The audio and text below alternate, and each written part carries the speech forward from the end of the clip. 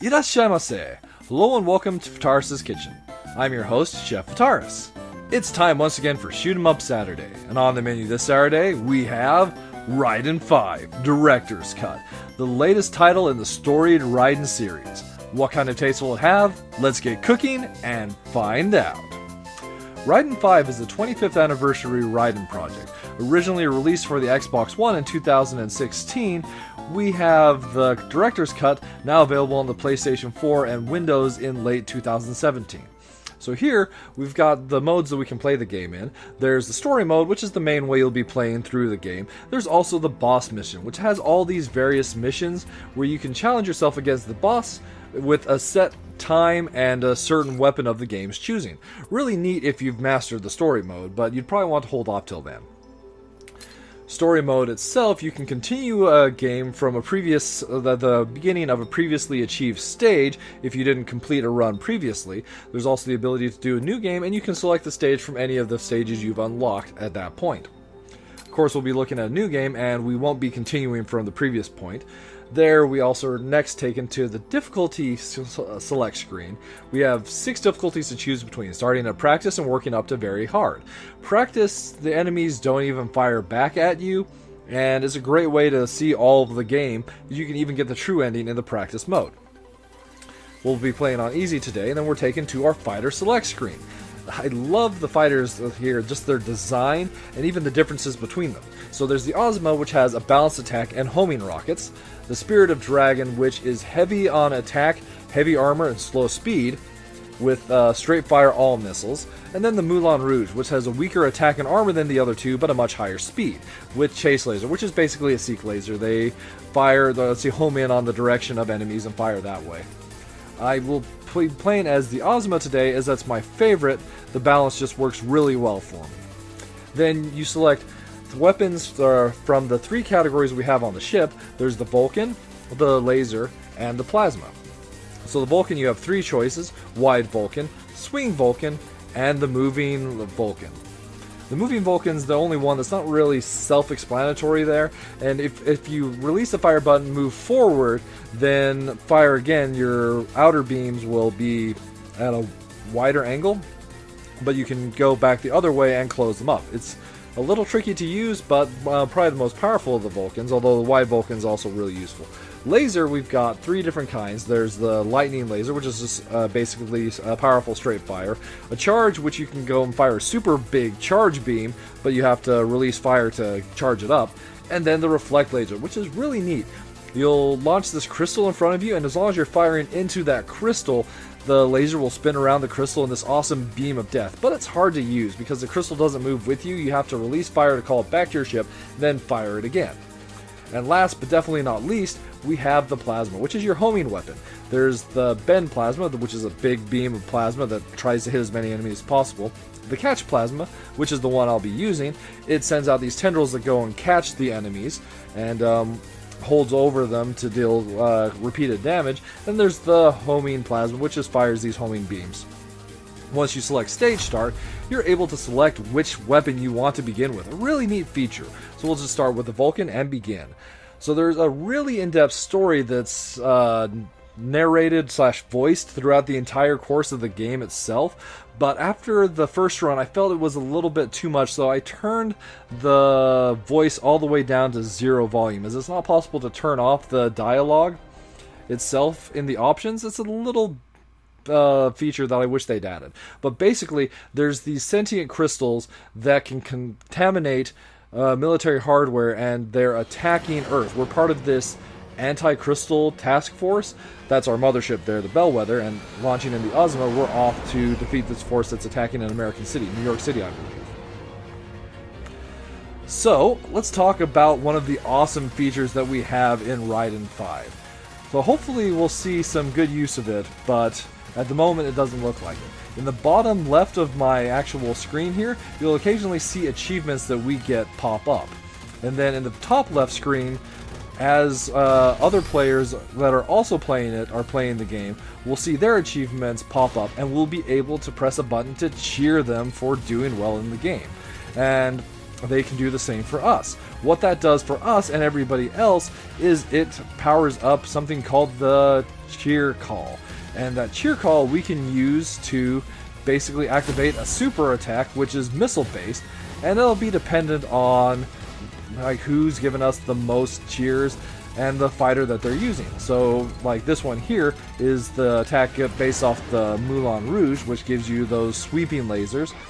The Ozma gives you a really powerful homing missile attack, and the Spirit of Dragon gives you this awesome straightforward missile barrage that you can do a lot of damage with. So in addition to the ability to cheer and the ability to activate a cheer attack, we have of course our ability to shoot, and we can also activate a bomb, but we'll save the bomb for the right time.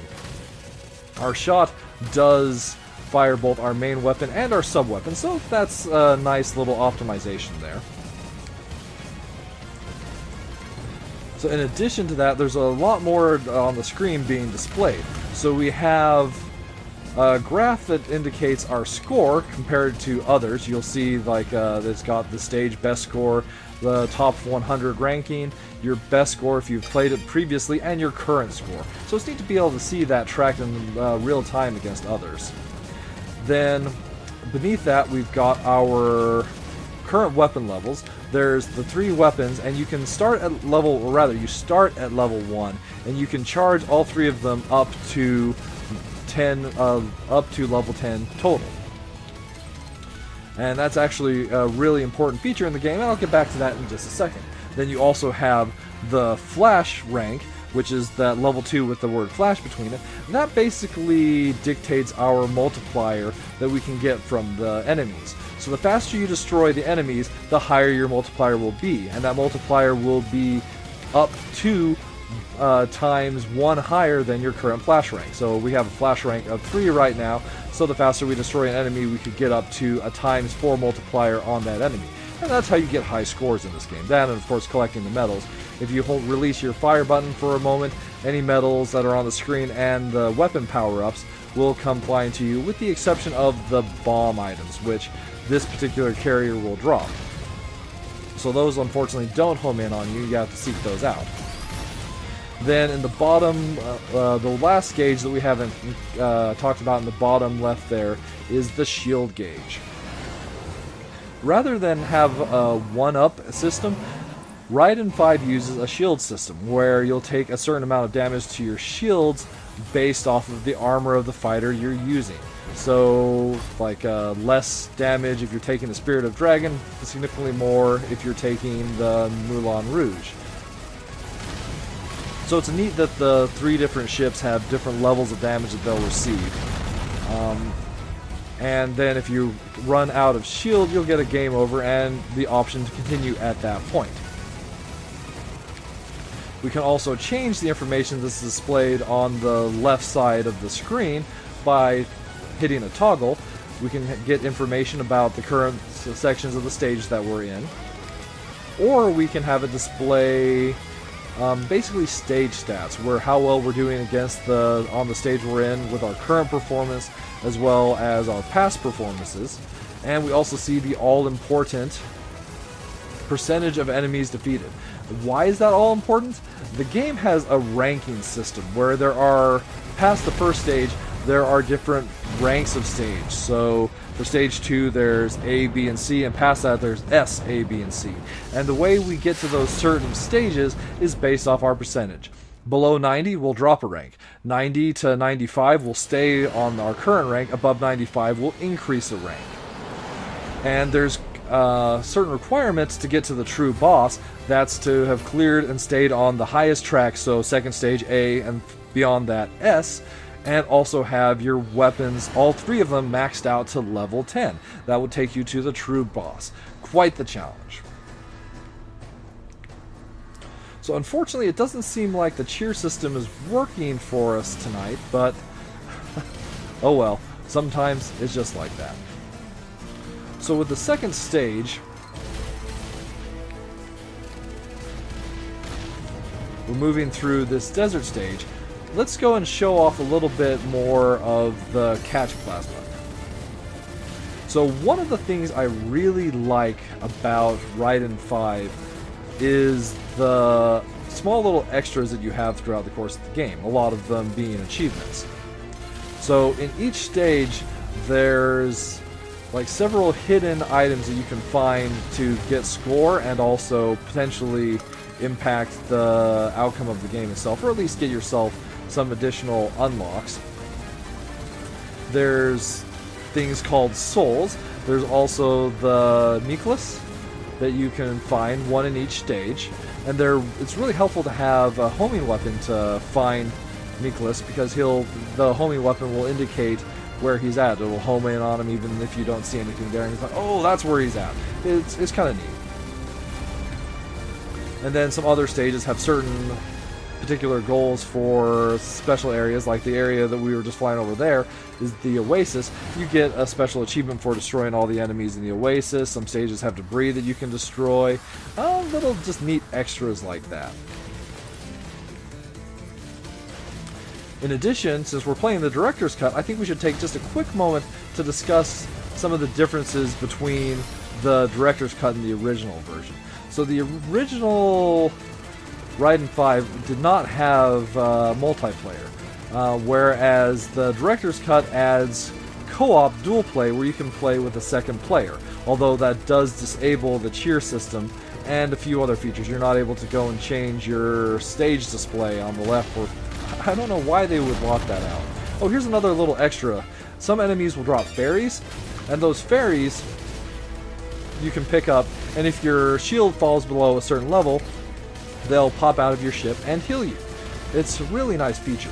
It's one of the ways you can possibly regain shield power, another one being the extra stages, which are the extra missions rather, that are the other extra feature added to the director's cut. So there's one after stage 3 and one after stage 6, where you're basically fighting a boss the entire time, and as you shoot the boss, these special medals come out of the enemy. And based off of your performance by the end of the run, you'll get a certain amount of recovered health and extra fairies as well. So making this the definitive version of Raiden 5, but it doesn't improve a ton over it. So there we have it. So Raiden 5 served up for your enjoyment. What are my minus flavors for the game? Unfortunately, I do have a few. It took several playthroughs for me to really warm up to the game. One of the first things that annoyed me was the storytelling style. So you've got the characters that are in the top right there, basically narrating and talking about events like they're having a dialogue. And I don't mind like a background chatter and dialogue in shoot-'em-ups, but in this case I feel it's a little too much, and as I mentioned, I chose to take the route where I disabled the voice, as it's not possible to turn off those dialogue cutscenes. It is possible to turn on a feature where what they're saying will show up in the main screen as basically super titles at the top of the screen, but that just gets to be too busy, so that you can also turn off, although that you can toggle in screen, whereas the volume levels you have to adjust in the main menu. So in addition to the storytelling, I have some issue with the way the game sometimes zooms the camera in and out. It makes it difficult to see where you're at, and oftentimes it can lead to deaths when you're like used to a certain view and then suddenly it's like really close in or it's really far out. It's hard sometimes to tell where the shots, and even your hitbox are. So I kind of wish it just had a one set view and it's kind of stuck with that. I get that it brings a certain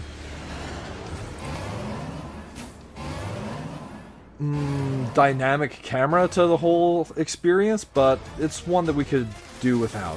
And then the stages are a little on the long side. It's great that you can actually stop and pick this shoot 'em up from the middle, or rather from any point rather. It doesn't have to be just the middle, because sometimes things just feel like it's going on just a little too long. So being able to go and experience it in bite sizes isn't a bad thing. But on the plus flavors, so I really like all those hidden little extras that the game has. The ranking system, the different routes that are there, the different endings that you have, the hidden necklaces, the souls, and all those extra achievements you can have. And, well, boss fights are pretty neat too. It's like this one has little rocks falling on you and a rather tricky boss firing all these bullets your way. A couple boss bombs and he's taken care of though. I also really like the cheer feature, where you're being cheered on by others and cheering them for their achievements.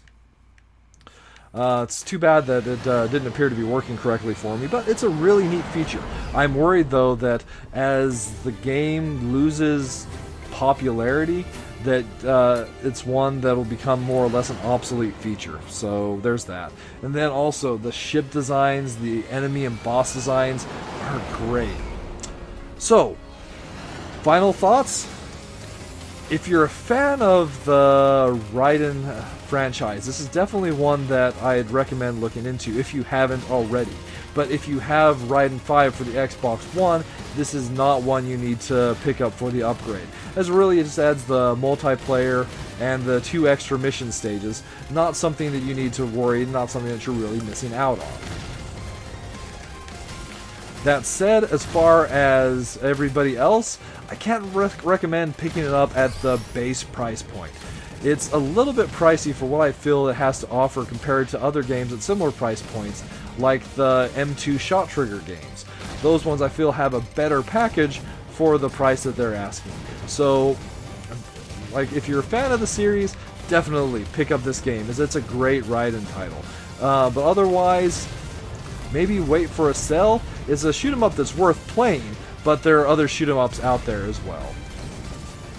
Alright, that'll wrap it up for this week's episode of Shoot 'em Up Saturday. As always, I want to thank you so much for coming out and joining me this week, and I look forward to seeing you again next week.